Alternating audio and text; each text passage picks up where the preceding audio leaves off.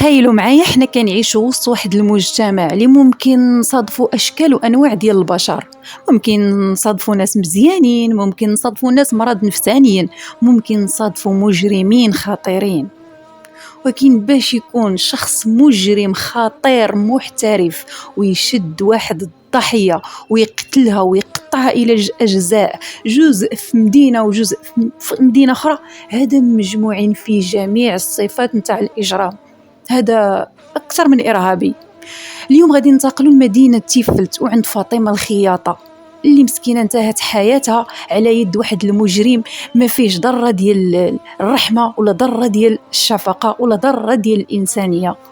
وبعد مرور سنة غادي تمحل لغز هاد الجريمة. هنايا السؤال المطروح: شكون اللي قتل فاطمة؟ وشنو الهدف باش يقتل فاطمة ويشوه الجثة ديالها؟ وشكون هاد الشخص هذا اللي قتل فاطمة؟ وكيفاش تمحل لغز هاد الجريمة؟ خليكم معايا لآخر الفيديو باش تعرفوا القصة بأكملها.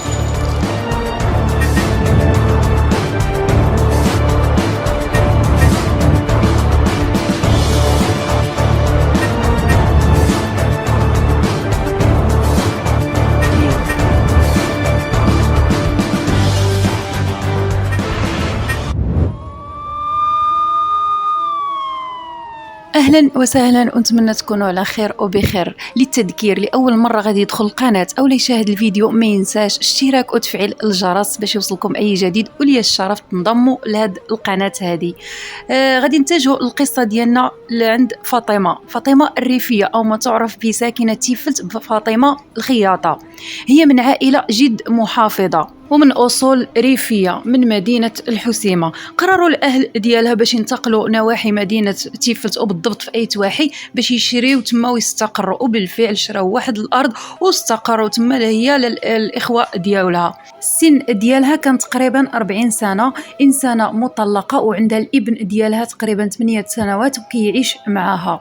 فاطمة بشهادة ديال الأب ديالها كان شحال من مرة كيجي شي واحد كيبغي يتزوجها ولكن كترفض بحكم تجربتها بالزواج الأول، اولا بحكم انها بغات تعيش الابن ديالها وبغات تقريه وبغات تكبره. ملي وصل سن ديال القرايه ديال ابن فاطمه يعني خصها تقريه، وديك البلاصه فين ساكنين في النواحي ديال تيفلت ما كاينش مدرسه، ففاطمه قررت تمشي هي والابن ديالها المدينه ديال تيفلت، وكرات واحد الكراج ومنها نيت كتخيط كتمارس مهنه الخياطه، ومنها نيت ساكنه في داك الكراج، وبالفعل دخلت الابن ديالها المدرسه.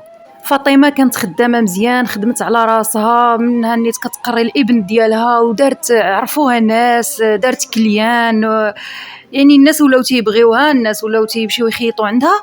حتى غادي يجي واحد النهار اللي هو يوم الأحد 10/11/2019. فاطمه غادي تفيق بكري كيف ما المعتاد، وكان اخر اتصال ديالها اللي هو غادي تتصل بالاخت ديالها وغادي تقول لها انا غادي نمشي لمدينه سلا باش نتقضى شي حوايج خاصيني، لوازم ديال الخياطه، لانه كان قريب العيد المولد النبوي وكان خاصها تخيط للناس الملابس ديالهم، الجلابات والقفاطن، كعرفوا مناسبات العيد الناس كتبغي تخيط بزاف. فعلا مشات لسلا وتقضات ورجعت للمنزل ديالها. ملي غادي توصل 5 ديال العشيه فاطمه ما غاديش تبان. فاطمه كان اخر لقاء ديالها هو داك النهار، مع نهار الحد مع 5 ديال العشيه، كان اخر لقاء ديالها مع جيرانها. جات خارجه ولابسه جلابتها، ولاحظوا الجيران بشهاده الجيران انها غاده مزروبه، وهضرات مع الجيران قالت لهم ردوا البال الابن ديالها وردوا البال الكراج، ولا جات شي كليانه ولا شي وحده بغات تخيط قولوا ليها 20 دقيقه انا غادي نجي. فاطمه مشات، وصلت 20 دقيقة، وصلت نص ساعة، وصل المغرب فاطمة ما بانتش، وصل الليل فاطمة ما بانتش، وصل وقيت هاد العشاء فاطمة ما بانتش. وهنا غادي يتصلوا بالأب ديالها باش يجي ويشوف حيت ما يمكنش، فاطمة مستحيل تغيب على الابن ديالها، مستحيل. الجيران ملي وصلت 10 ديال الليل غادي يتصلوا بالاب ديالها وغادي يخبروه باللي فاطمه ما بانتش من 5 ديال العشيه، وكاين اللي غادي يقول له ما بانتش النهار كامل حيت كاين اللي ما شافاش النهار كامل. واللي زاد خلع الجيران بزاف وخلع حتى الاب ملي غادي يوصل هو الضو ديال الكراج مازال مشعول. المهم هنايا صافي الشكوك بدات تتراود، الناس يقولوا ياك ما وقع عليها شي حاجه لداخل، عياو يعيطوها فاطمه والو ولا حتى شي واحد ما كيجاوب. الاب ديالها جا عياته هو يدق، عياته هو يعيط فاطمه، والو ما كاينش اللي كيجاوب. فهنايا غادي يمشي عند واحد السدور قريب تما، غادي يقول له عافاك واش تقدر تجي نهرسو غير الباب ندخل نشوف بنتي شنو واقع ليها. داك السدور ما غاديش يقدر يهرس الباب لانه الليل هذاك ما غاديش، خاصو ضروري تصريح من عند السلطات الامنيه. وبالفعل الاب ديال فاطمه غادي يمشي تما الاقرب مركز ديال الشرطه، وغادي يقول لهم اودي راه البنت ديالي، عاود لهم القصه بلي البنت ديالو اختفت وخاصو يعني خاصو تصريح باش يحل الباب. عطوه الموافقه وجا وفعلا هرسوا حلوا الباب. ما كيلقاوش فاطمه، الضو شاعل ولكن فاطمه ما كايناش. ولكن في الطبله راه كاين الماكله ديال فاطمه، يعني الغدا ديال فاطمه مازال محطوط كما هو فوق الطبله. على هذا الحساب هذا فاطمه جاها شي اتصال مهم اللي خلاها تخرج بسرعه، حتى الغدا ديالها مازال محطوط كما هو فوق الطبله. ونا غادي نسولوا على الابن ديال فاطمه فين كاين. طبعا الابن ديال فاطمه مني بقى الباب مسدود راه بقى جالس مع الجيران، يعني بقاو شادينو تما الجيران حتى تجي الام ديالو. فاطمه داز ديك الليله كامله ما بانتش، لا غد ليه النهار كامل ما بانتش. الاب ديالها دار الاجراءات ديالو، خبر الشرطه، قلب، دار البحث ديالو، وعارف باللي فاطمه مستحيل تغبر على الابن ديالها، مستحيل. هنا غادي يلتجئ للصحافه الالكترونيه وغادي يلتجئوا للجروبات، وراك عارف ملي كتكون شي حاله اختفاء راه كنشوفوا البارطاج بزاف. وفعلا انا شفت الحاله ديال الاختفاء ديال فاطمه، انا شفتها في الجروب ديال مدينه تيفلت. من بعد مرور عده ايام ومن بعد البحث على فاطمه فما غاديش تبان. حتى غادي يجي واحد النهار واحد السيد عنده واحد الفيرما بنواحي مدينه تيفلت. هنا غادي يحتاج بعض الاصلاحات في ديك الفيرما، وغادي دوك الاصلاحات غادي يحتاج لديك الردمه اللي هي ديك الرمله اللي تيكون فيها الحجر كبير شويه. ملي غادي يجي الكاميو يجيب ديك الردمه غادي يوصل لديك الفيرما، غادي يستعنوا بديك التراكس باش غادي يخويو ديك الرمله المكان فين كاين مكان العمل. وهناك التراكس كتهز ديك الردمه وكتحطها واحد اللقطه وهي توقف ديك التراكس، ما بغاتش تخدم صافي حبسات تبلوكات. شوف الروح عزيزه عند الله سبحان الله. هنا غادي يجيو الخدامه غادي يجيبوا البلاط، غيبقاو يهزوا بالبلاط، هما كيهزوا وتيخويو، هما كيهزوا وكيخويو. واحد اللحظه هو يبان لهم واحد العظام بشريه، جزء بشري، يعني جسم بشري ميت، يعني شي حد راه ميت تما. هنا غادي يعيطوا الفيرما وغادي يجي مول الفيرما وغادي يشوف داكشي، غادي يعيط اللي يتصل مباشره بالعناصر الامنيه اللي هي الشرطه اللي كاينين في مدينه تيفلت. وغادي يكون واحد الاستنفار امني كبير قوي. هنا غادي يلقاو، ما غاديش يلقاو الجسم كامل، غادي يلقاو الجزء السفلي، النصف السفلي، يعني غادي يلقاو غير جزء من الجثه، من واحد الجثه. وهنا مازال ما عرفوش ديك الجثه ديال من. وغادي يبدا التحقيق مباشره مع مول الشاحنه اللي جاب ديك الردمه، وغادي يسولوه منين جبتي ديك الردمه. هنا غادي يقول لهم راني جبتها في واحد المكان متواجد في مدينه تيفلت، الاسم ديالو قرب تجزئه المعلمين. الشرطه غادي تلتحق لذاك المكان وغادي تستعن بالكلاب البوليسيه وغادي تلتحق كذلك الشرطه العلميه والصحافه والجندارم، كل شيء غادي يلتحقوا باش يقلبوا على الجزء الثاني، يعني النصف العلوي ديال ديك الجثه. والساكنه ديال تيفلت بطبيعه الحال سمعوا الخبر، كل شيء اغلب الساكنه غادي يلتجؤوا حتى هما لذاك المكان. راه ولات قضيه راي عام، يعني راه الناس ولات كتسائل شنو كاين وشنو واقع هاد الجثه ديال من. غادي ياخذوا داك الجزء اللي لقاوه غادي ياخذوه للطب الشرعي وغادي ياخذوا منه واحد العينه وغادي يقارنوها يشوفوا الحالات الاختفاء اللي كانت في داك الشهر. وهنا غادي يعيطوا الاب ديال فاطمه باش يديروا لا دي ان. داز واحد المده ديال التحاليل وغادي يجي واحد النهار وغادي ينزل واحد الخبر كالصاعقه على الاهل ديال فاطمه. غادي يتصلوا بهم وغادي يلتحقوا عندهم وغادي يقولوا لهم باللي داك الجزء السفلي اللي لقاوه، الجزء من البطن للرجلين ديال فاطمه الخياطه. هنا السؤال المطروح، شكون اللي عنده يد في هذه الجريمه البشعه؟ وفين هي الاجزاء الثانيه؟ فين هو الجزء الثاني؟ فين هما الاطراف الثانيه؟ وهنا القضيه ديال فاطمه الخياطه ما بقاتش قضيه اختفاء، هنا قضيه القتل العمد. غادي يبداو التحقيق العميق مع الأقرب الناس ليها، وغادي يشوفوا واش كانت عندها شي علاقة مع شي حد أو لا شي عداوة مع شي حد. ولكن بشهادة الجيران وشهادة الأهل، فاطمة إنسانة محافظة، ما كانت عندها حتى شي علاقة مع شي حد، كانت مهتمة بزاف بخدمتها وبالابن ديالها، إنسانة محافظة بشهادة ديال الأهل وشهادة ديال الجيران. الشرطة دارت مجهودات كبيرة باش تحل لغز هاد الجريمة اللي هزت الرأي العام ديال تيفلت، اللي استنكراتها مدينة تيفلت. غادي تدوز سنة على البحث العميق، وتقريبا في أواخر 2020 ومع صلاة العصر غادي الأب ديال فاطمة غادي يجيه واحد الاتصال من مجهول، غادي يتصل به مجهول وغادي يهددو باش يخوي مدينة تيفلت ولا غادي يوقع ليه كما وقع للبنت ديالو.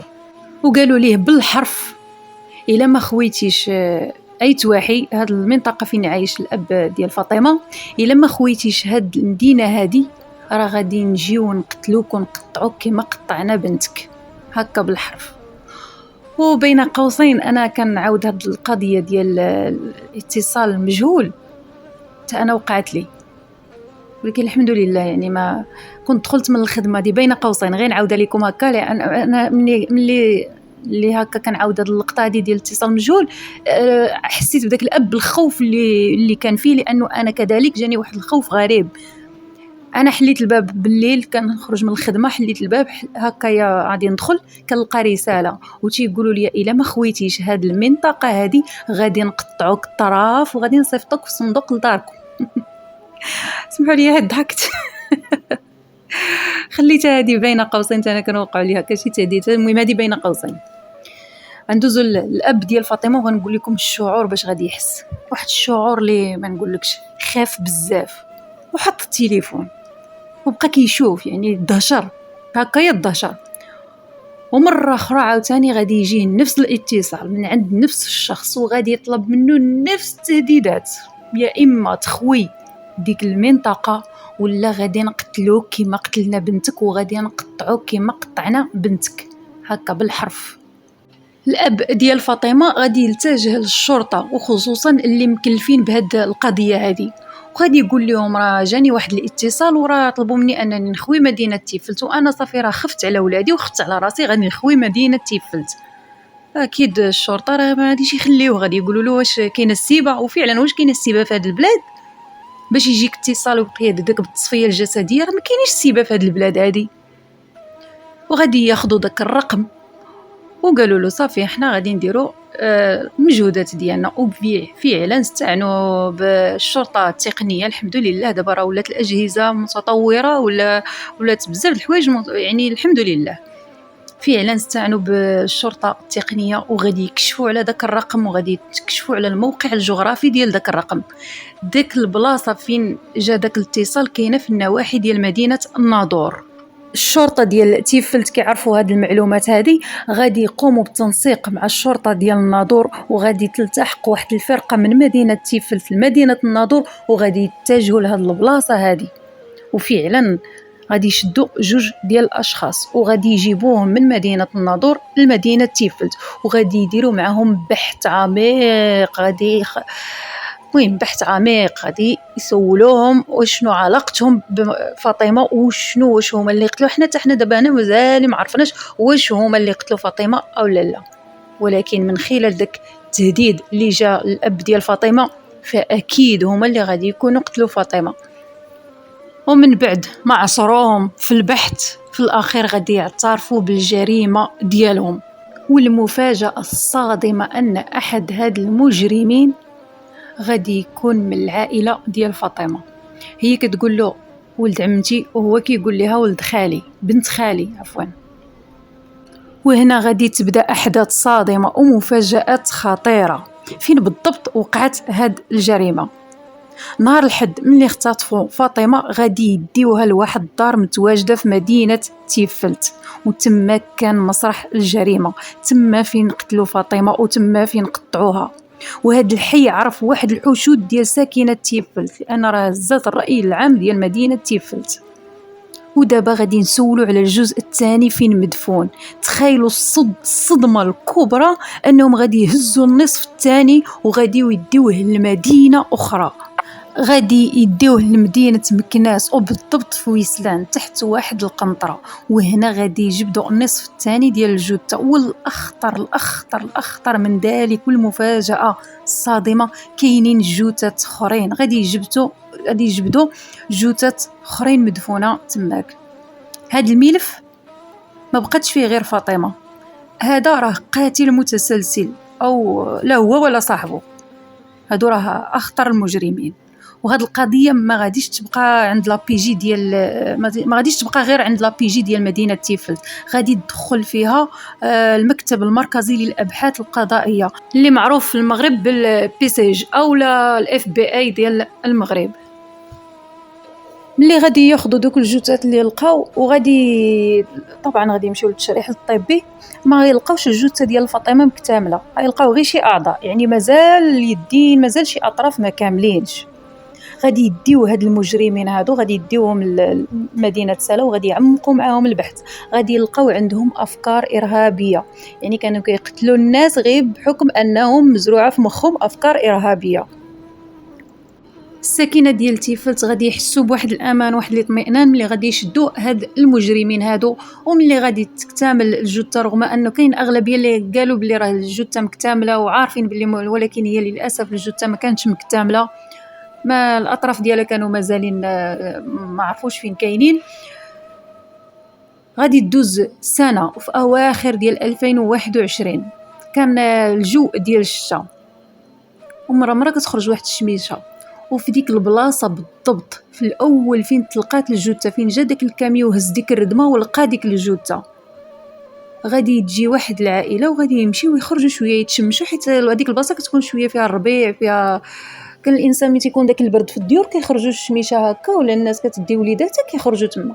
هاد العائله هادو هزوا البنت ديالهم وخرجوا تما وما جالسين، والبنيه كتلعب، هي كتلعب وكتحفر بواحد سميتو في الارض، فاذا بها كتشوف واحد اليد بشريه، هيكل ديال اليد، ماشي يد، هيكل. البنت خافت، ديك البنيه خافت ومشات تجري عند الام ديالها وداتها لديك البلاصه، قالت لها ماما راه لقيت شي حاجه بحال اليد، بنيه صغيره. الام اللي مشات فعلا لقاو اليد بشريه في ديك البلاصه. اتصلوا بالشرطه، جات الشرطه العلميه وجاو هذا البسيج من مدينه سلا، وجات السلطات المحليه، جاو اعوان ديال السلطه.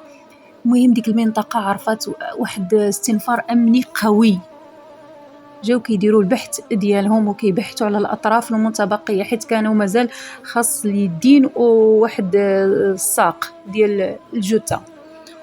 وهما تيقلبوا وهنا لقاو ديك اليد، ولقاو حتى دوك الاجزاء المتبقيه ديال فاطمه المرحومه، فاطمه الله يرحمها. صافي كملوا الجثه هزوها الدواء.